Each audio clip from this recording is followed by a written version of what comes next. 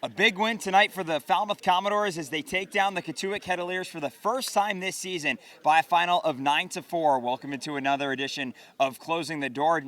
David Hadar here alongside with Matt Levine. Matt, just 6 innings tonight in this win for Falmouth, but the bats very hot, very consistent throughout, and they end up bringing across 9 runs of offense, something that we haven't been able to say too often this summer. 9 runs on 11 hits in just 6 innings is something to be so happy with, and I wonder what the final score would have been if there were lights here at Lowell Park and you could get 9 innings in. But 4 of the 6 innings, they brought home multiple runs. 3 times they brought home 2 in an inning, and once they brought home 3 in an inning. And when you do things like that, you're in a spot to win regardless of how the pitching does, because your offense is just too explosive, and it was so consistent, and it just happened so early in the game too that they were able to, although fall behind 1-0, then score 4 unanswered, give up another run, and just tack on 5 more. When you do things like that throughout the game, stringing innings together, you're in a position to win every night. Tonight was the first meeting between these two teams here at Lowell Park. In the first 2 meetings back at the Gov,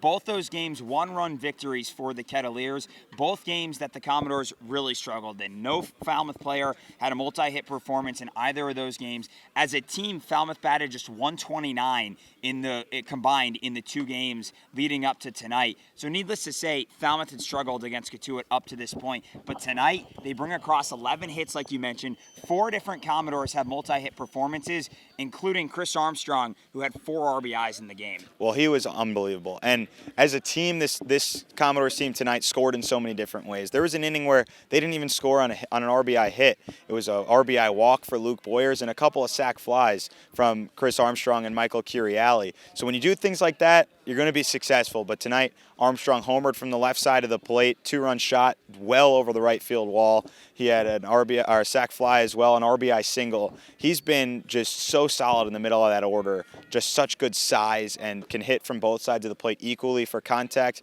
and power. And he compares himself to Chipper Jones, which I think is so spot on, just a switch hitter with a ton of power, and tonight comes through again for this team. So the win tonight for Falmouth, not only big because it takes down their rival, but it's also big because Falmouth jumps up now into 2nd place in the Western Division, somewhere where this team hasn't been since the first couple of weeks of the season, helped now by a 3-game winning streak that this team is currently riding. Just talk about that for a moment. We now have 10 games left in the year. Falmouth, at the moment, in a playoff spot. Well, it doesn't take a lot when the 2 other teams that you're fighting with continue to just lose. And Falmouth had a losing streak of their own of 5 games in a row. Wareham then has the long one. Cotuit had a long one as well. So the 3 teams, none of them have made that jump yet for that 2nd spot behind Bourne in the division. If you look at the East, everybody's jumbled together. There's 5 teams that can make it right now. So the Commodores are kind of lucky that Hyannis is pretty much out of it, and Bourne already has that 1 spot. So they're fighting for one other spot. To get a win against those teams, against the Gatemen and against the Cavaliers, is what you need to do. Because not only do you pick up a win, but you hand them a loss as well. So there's a big difference now in the standings with just that 1 game. And they jump ahead of the Cavaliers, and they did it again with that offense tonight. But this is something we really didn't think we could say last week when they were on a 5-game losing streak. Now you win 3 in a row. But we've seen them do this before, where they lost 4 in a row, they won 3 in a row, they lost 5 in a row, and now they win 3 in a row again. It's just a matter of being consistent at this point. 10 games left. Can you string it all together? You don't have to win every game in a row, but you can't be going into those long losing skids like they have been so far this season. So just being more consistent on the winning side is what they'll need to do over this next stretch. It certainly takes being hot at the right time to help get into the postseason and then have success in the postseason. One of those guys, though, who's hot at the right time, that's Kris Armstrong. Like we mentioned, 4 RBIs tonight, launched his 5th home run of the season, and our Will Kharfen had an opportunity to catch up with him post-game.